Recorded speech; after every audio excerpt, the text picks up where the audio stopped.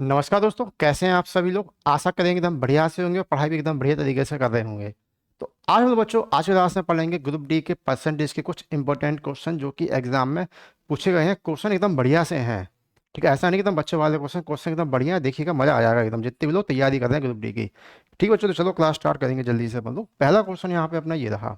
यहाँ पे दिया मीनाक्षी अपने मासिक वेतन का औसतन 10% खरीदारी और रेस्तरां और मॉल जाने में खर्च कर देती है 10%। बाकी जो 80% उसके घर के खर्च पर खर्च करती है और 10% की बचत करती है। ठीक है, यदि मासिक गृह व्यय कितना 48,000 रुपये हो तो उसकी मासिक आय कितनी होगी। ठीक है, क्या पूछा बच्चों अपन से, यहाँ पे उसकी मासिक आय पूछ लिया गया है। चलो एकदम आसान क्वेश्चन। देखो यहाँ पे ना एक क्वेश्चन, मतलब जैसे कि आपने अगर इसकी पुरानी क्लास देखी हो तो उसमें भी वही है, कहीं कहीं लिख दिया इसमें स्विमिंग कॉस्ट्यूम, कहीं कहीं लिख दिया पता नहीं अदर हिंदी लैंग्वेज में लिख दिया है। तो वही है, यहाँ पे क्या लिखा मासिक गृह व्यय, और यहाँ पे क्या लिखा है घर खर्च, मतलब एक ही चीज है, दोनों लैंग्वेज अलग अलग लिख दी यहाँ पे। अगर परसेंट में बात करें तो 80% खर्च कर रहा है घर पे ये। ठीक है, और रुपये में बात करें तो ये 48,000 रुपये घर में खर्च कर रहा है। ठीक है, तो कुछ कट पिट रहा है, काट पीट दो। जीरो से जीरो काटेंगे, 8 से अपन काटेंगे, 8 6 जा 48। ठीक है, कितना आ गया 600। निकालनी अपन को 100% की वैल्यू है, तो 100 मल्टीप्लाई यहाँ होगा, 100 मल्टीप्लाई यहाँ होगा अपना, यानी कि राइट आंसर सभी लोगों का ऑप्शन नंबर ए हो जाएगा 60,000। क्लियर है, उम्मीद है सभी लोगों को यहाँ तक सारी चीज़ें काफ़ी अच्छे से समझ में आ गई होंगी। किसी के मन में कोई भी दुविधा हो तो पूछिएगा जरूर। अगले क्वेश्चन में चलेंगे। प्रमोद अपनी मासिक आय का औसतन 10% अपनी कार में पेट्रोल भरने के लिए खर्च करता है और इसका 80% घरेलू व्यय पर खर्च करता है। अब यहाँ पे अपन से पूछा क्या, उतना ध्यान देना है। देखो इस तरह क्वेश्चन पढ़ने में समय बात मत करो, लास्ट में पढ़ लो। देखो ये वाला क्वेश्चन कब है, 26/9/18 को थर्ड शिफ्ट का है। मुझे कब पूछा, 25/9/18 थर्ड शिफ्ट। देखो क्वेश्चन वही है, खाली संख्या चेंज करके पूछी गई। तो शिफ्ट का भी ध्यान रखना है कि पहले शिफ्ट में पेपर किसी का हो गया तो उसको प्रीवियस क्वेश्चन थोड़ा सा देख लो, देखो कहाँ से बेटा ऑनलाइन पेपर होता है, कुछ नहीं देख पाओगे। ठीक है, देखो तो प्रमोद अपनी मासिक आय का क्या बोला, औसतन 10% अपनी कार पेट्रोल भरने के लिए उपयोग करता है। हमें क्या पूछा है, वह मासिक रूप से 24,000 रुपये गृह व्यय पे खर्च कर रहा है, घर पे खर्च कर रहा है। यहाँ पे कितना खर्च कर रहा है बच्चों, 80%। मतलब वैसे ही क्वेश्चन बन गया अपना लल्लू सा। अब हम अगर परसेंट में बोले तो 80% खर्च कर रहा, रुपए में बोले तो 24,000 खर्च कर रहा है। कुछ कट रहा है तो काटेंगे, जीरो से जीरो, 8 से काटेंगे, 8 या 24 यानी कि 300 निकल गया। अपन निकाल दें टोटल 100% की वैल्यू, तो 100 का मल्टीप्लाई यहाँ करेंगे और 100 का मल्टीप्लाई यहाँ होगा। निकालना किसका है अपन को, उसकी क्या दी, मासिक दी थी और वार्षिक पूछी है। अच्छा हाँ, वार्षिक पूछी है। वार्षिक यानी कि एक महीने 30 कमा रहा है तो 12 महीने में कितना कमाएगा, 36। हमें लगा था बच्चों जीरो कहीं ना कहीं गड़बड़ लग रही है क्या। 3,60,000, 3,60,000 ठीक तो है, चलो नहीं है जीरो, सही है।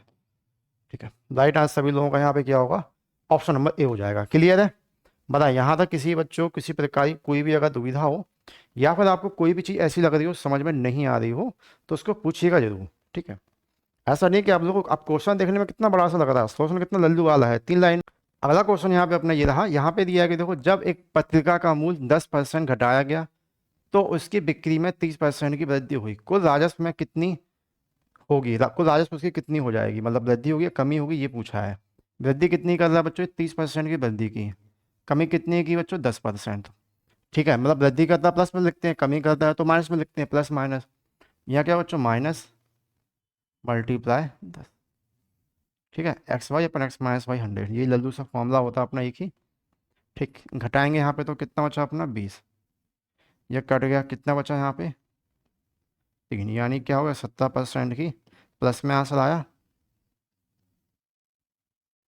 वृद्धि हो जाएगा, 70% की वृद्धि। क्लियर है सभी लोगों का, बताओ यहाँ तक किसी भी बच्चों को किसी प्रकार की कोई भी अगर दुविधा हो तो पूछो। पेट्रोल के मूल्य में 52% की वृद्धि होती है, इसकी खपत में कितने प्रतिशत की कमी की जानी चाहिए ताकि उस पर होने वाले व्यय में केवल 14% की ही वृद्धि हो। तो आप इसको बच्चों 2-3 तरीके से कर सकते हो। हम आपको वैश पे बता दें, जब इसका टोटल मूल्य नहीं पता तो मान लो 100, उस पर क्या कर दी इसने 52% की वृद्धि कर दी, यानी 100 पे 52 की वृद्धि 152। ठीक, अब बोला गया इसकी खपत में कितने प्रतिशत की कमी की जानी चाहिए ताकि उस पर होने वाला व्यय यानी खर्च 14% ही वृद्धि हो। खर्च में कितने की वृद्धि हो? 14% की ही वृद्धि हो, यानी कि 114 की।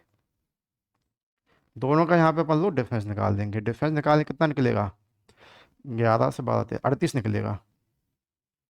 ठीक है, कितना निकलेगा बच्चों यहाँ पे अपना? 38 निकलेगा। ठीक है, तो 38 ऊपर लिखेंगे। यहाँ पे क्या बोला गया? उस पर कमी की जाने, कमी हमेशा बड़े नंबर से की जाती है, यानी 152 नीचे लिखेंगे अपन लोग। 35 में पूछा है तो मल्टीप्लाई 100। ठीक है, किसी बार कटेगा बच्चों से 4 बार कट जाएगा, 3 चौका 12 चौका 32। ठीक है, 4 से अपन काटेंगे तो 25% हो जाएगा। जी बच्चों, इसका एकदम वेस्ट भी है करने का इस क्वेश्चन को। बाकी एक भी और भी है, वैसे इससे कर लो नॉर्मल दिए। देखो क्या बोला, पेट्रोल के मूल्य में 52% की वृद्धि हुई, इसकी खपत में कितने परसेंट की कमी कर दीजिए, कितनी कमी कर दे ताकि उस पर होने वाला व्यय में केवल 14% की ही वृद्धि हो। ठीक है, तो पहले क्या था? पहले अपने टोटल मूल्य मान लिया 100, इस पर वृद्धि बोला 52% की वृद्धि कर ली, 52% की वृद्धि बोला तो वृद्धि कर ली। अब बोला क्या है, उस पर कितने प्रतिशत की वृद्धि करें कि उसके व्यय में केवल 10% ही वृद्धि हो, कमी करें कि 10% वृद्धि हो। तो अपन ने यहाँ पे 10% सॉरी 14% वृद्धि बोला, 14% वृद्धि अपन ने यहाँ पे और कर ली। दोनों डिफरेंस कितने का है? यहाँ पे 38 का आ गया। बस यही अपन से पूछा था इस क्वेश्चन में। क्लियर है? 38% सॉरी 25% करेक्ट आंसर हो जाएगा। अगले क्वेश्चन पे चलेंगे। अगला क्वेश्चन अपना ये रहा। यहाँ पे दिया कि एक छात्र को संभवतः अधिकतम अंकों में से कुछ अंक मिले हैं। ये अंक परसेंट के रूप में 75% थे। अब परसेंट के रूप में इसको देखें तो कितने थे? 75% थे। यदि परीक्षा में एक अंक का एक प्रश्न और जोड़ दिया जाता तो उसका प्राप्तांक प्रतिशत में 76% हो जाएगा। परीक्षा के प्रारंभिक अधिकतम अंक क्या है? ठीक है, ये क्वेश्चन एकदम बढ़िया है। देखो ग्रुप डी में इतना बढ़िया क्वेश्चन पूछा गया, इतना खतरनाक क्वेश्चन तो एनटीपीसी में भी नहीं है।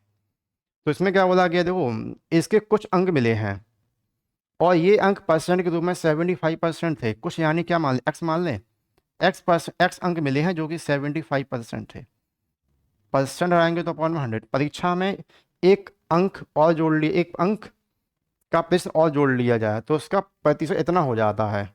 एक के जोड़ने से 76 की वृद्धि हो गई, यानी पहले अपन ने कितना माना? एक्स, अब इस पर एक और जोड़ लिया तो कितनी का हो गया बच्चों? ये 76% का हो गया। परसेंट आएंगे तो अपॉन में 100, परसेंट हटाएंगे तो अपन 100। ठीक है, परसेंट यहाँ से हटा दो। अब लेकिन जब कमी या वृद्धि हुई, ये एक को जोड़ने से हुई है, तो यानी दोनों का डिफरेंस बराबर एक लिख लेंगे अपन। अब इसको सॉल्व कर लो तो 76 का मल्टीप्लाइड हो गएंगे यहाँ पे, तो 76x 76x प्लस 76 अपॉन 100। ये कितना हो गया बच्चों यहाँ पे? ये होगा 75x अपॉन 100 इक्वल टू 1। अब देखो दोनों को जब अपन एलसीएम लेकर सॉल्व करेंगे तो एलसीएम कितना आएगा? 100 ही एलसीएम आना है। तो देखो ये भी 75x है और ये 76 है और 75 है। दोनों का अंतर कितना हो जाएगा? एक बचेगा, यानी x लिख लो। और प्लस में कितना हो जाएगा अपना? 76 है। बराबर कितना लिखेंगे यहाँ पे? 1 है तो 1 रख लो। क्रॉस मल्टीप्लाई करेंगे तो 100 पहुँच गया अपना वहाँ पे। x प्लस 76 इक्वल टू कितना हो गया बच्चों यहाँ पे अपना? ये हो जाएगा 100। वैल्यू निकालनी अपन को यहाँ पे x की, तो 100 में से 76 माइनस होगा तो कितना हो जाएगा? 24। तो 24 करेक्ट आंसर अपना हो जाएगा यहाँ पे। क्लियर है? बताओ कोई भी ऐसा बच्चा हो जिसको यहाँ तक किसी प्रकार की कोई भी दुविधा हो या फिर कोई भी चीज़ आपको यहाँ तक समझ में नहीं आई हो तो एक बार सभी लोग पूछ लीजिए। अगर सभी लोगों का सारा कुछ यहाँ पे एकदम क्लियर है तब हम लोग चलेंगे यहाँ से अगले क्वेश्चन की तरफ। एक परीक्षण में चंदन ने 45 में से 16 अंक प्राप्त किए। उसे पास होने के लिए एक और परीक्षा देनी होगी और 48% अंक प्राप्त करने होंगे। यदि दूसरी परीक्षा में कुल अंक 80 थे, ठीक है, और यदि वह केवल उत्तीर्ण होने में सफल रहा तो उसने कितना अंक प्राप्त किए हैं? उसने कितने अंक प्राप्त किए ये अपन को निकालना है। चलो बढ़िया क्वेश्चन है। देखो क्या दिया? एक परीक्षा में 45 में से 16 अंक मिले, ठीक, और दूसरे में कितने मिले? 80 थे कुल अंक। तो देखो दो कुल अंक पहले निकालो, टोटल हो कितने रहे हैं। तो पहला वाला जो पेपर था बच्चों ये कितना था? 45 नंबर का था। ठीक, 45 नंबर का था जिसमें से 16 नंबर तो लाया। अब आगे क्या लिखा है? परीक्षा देनी होगी, पास होने के लिए एक और परीक्षा देना होगी और 48% अंक प्राप्त करने होंगे, मतलब टोटल का 48%। ये दूसरी परीक्षा में कुल अंक कितने 80 हैं। पहली परीक्षा थी 45 नंबर की, दूसरी कितने नंबर की बच्चों 80 नंबर की है। टोटल कितने परसेंट अंक हो रहा है 8 4 12 यानी 125 नंबर का टोटल पेपर हो रहा है ये। अब 125 यानी टोटल में से उसको कितने परसेंट नंबर चाहिए, उसको चाहिए 48% नंबर चाहिए पास होने के लिए। तीसरा आएंगे तो अपन में 100, इससे पता चल जाएगा टोटल नंबर कितने चाहिए अपन को। 25 से काटेंगे 25 पंज 125, 25 से काटा 25 चौको 100, 4 से अपन ने काटा और 12 पंजे 60, यानी इसको 60 नंबर चाहिए ओवरऑल पास होने के लिए, जिसमें से वो देखो 16 नंबर ले आया है, 16 नंबर वो ले आया। तो कितने नंबर और चाहिए बच्चों पास होने के लिए, उसको 44 नंबर और चाहिए पास होने के लिए। क्लियर है। करेक्ट आंसर यहाँ पे सभी लोगों का क्या हो जाएगा बच्चों, ऑप्शन नंबर बी होगा। बताओ यहाँ तक किसी बच्चों को किसी प्रकार की कोई भी अगर दुविधा हो या फिर कोई भी चीज़ समझ में नहीं आई हो तो पूछो। क्लियर है। चलो नेक्स्ट क्वेश्चन पे चलेंगे। यहाँ से नेक्स्ट क्वेश्चन अपना ये रहा, यहाँ पे दिया है पिछले साल मनीष कॉर्नर ने फर्नीचर बदलने के लिए दुकान नंबर 1 पर 1 लाख, दुकान नंबर 2 पर 1.5 लाख रुपए का निवेश किया है। उन्होंने अगली 3 तिमाही में व्यय एकत्रित किया, तो 20% मिला पहली वाली पे, 55 मिला दूसरी वाली पे। तो तीसरी राशि में क्या थी, मतलब तिमाही 3 में राशि क्या थी, तिमाही 3 में राशि पूछी है। तो टोटल ओवरऑल उसने कितने पैसे इन्वेस्ट किए हैं, 2.5 लाख किए हैं। 1 लाख यहाँ 1.5 लाख जो है और 1 लाख वो है, यानी 2.5 लाख किए उसने।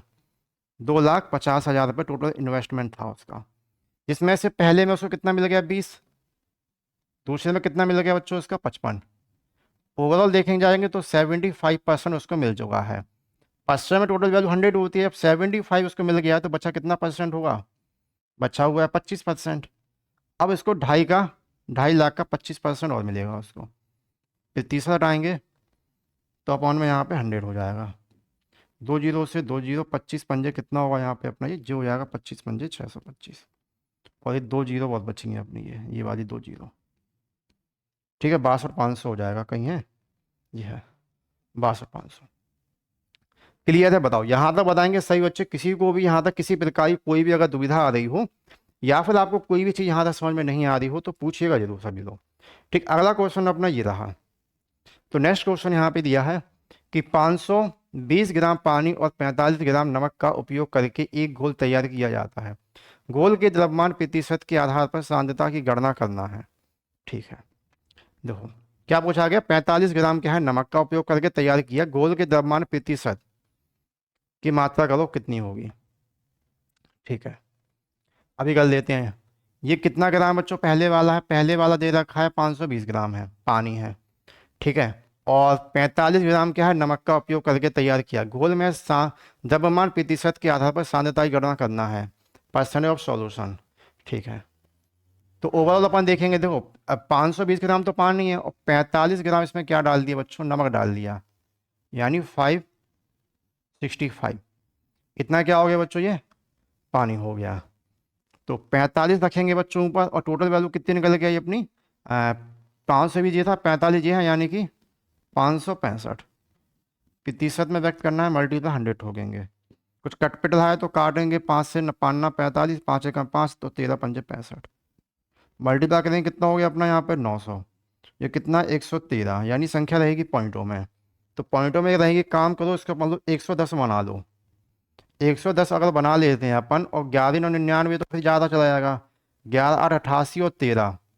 ठीक है, आप इसको अगर ऐसे डिवाइड करो, देखो 113 का टेबल नहीं आता है तो आप ऐसे कर दो ना, 100 बना लो, इसको 13 कर लो। ठीक है, अगर इसका अपन लोग कितने ऑप्शन से देखो, 8 टाइम 11 88 और 13 नहीं ज़्यादा आ रहा है, 8 टाइम नहीं जाएगा। ठीक है, 13 का 104 नहीं, 100 वृद्धि हो रही, 100 नहीं जाएगा, ये जाएगा फिर 7 बार, 8 टाइम जब ज़्यादा है तो ऑप्शन बचा है 7 बार का। ठीक, तो आप अपने हिसाब से मतलब ब्रेक करके भी कर सकते हो, जैसे 8 टाइम कर रहे हैं तो सीधा सीधा 800 जो हो गया और 13 8 104, यानी कि अपना फिर बढ़ गया 800 और 900, फिर 904 पहुंच गया, तो नहीं होगा ना ये, 8 टाइम तो बढ़ा है, साथ में ऑप्शन यही दिया है तो फिर यही होगा, अच्छा तो ज़्यादा छोटा हो जाएगा। क्लियर है। तो उम्मीद करेंगे बच्चों आज की क्लास आप लोगों को अच्छी लगी होगी। किसी बच्चों किसी प्रकार की कोई भी अगर दुविधा आती है या फिर आप लोगों को कोई भी चीज़ समझ में नहीं आती है तो कमेंट करके पूछिएगा जरूर। बाकी चैनल पर अगर आप लोग नए हैं तो बच्चों चैनल को सब्सक्राइब नहीं ठोके, चैनल को सब्सक्राइब जरूर कर देना। ठीक है बच्चों, धन्यवाद।